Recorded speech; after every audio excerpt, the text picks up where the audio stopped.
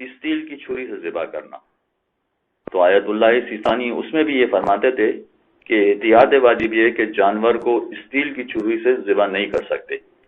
اگرچہ یہ مسئلہ عید کے دنوں میں زیادہ پیش آتا ہے، مگر ایسا نہیں کہ سارا سال پیش نہیں آتا۔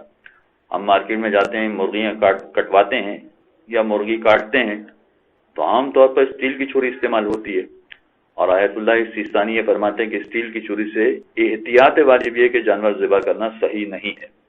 تو اس احتیاط واجب میں بھی آیت اللہ شبیری زنجانی کی طرف رجوع کیا جا سکتا ہے۔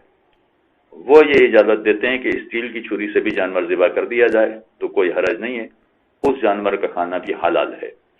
تو وہ سارے افراد کے جو آیت اللہ سیستانی کے یا ان جیسے مجتہدین کے مسائل پر عمل کرتے ہیں، وہ آیت اللہ زنجانی کی طرف رجوع کر کے اسٹیل کی چھری سے جانور کو ذبح کریں یا دیکھیں کہ جانور کو اسٹیل کی چھری سے ذبح کیا جا رہا ہے تو ایسے جانور کا بھی وہ گوشت کھا سکتے ہیں، اس لیے کہ جانور بالکل حلال مانا جائے گا۔ وصلی اللہ علی محمد۔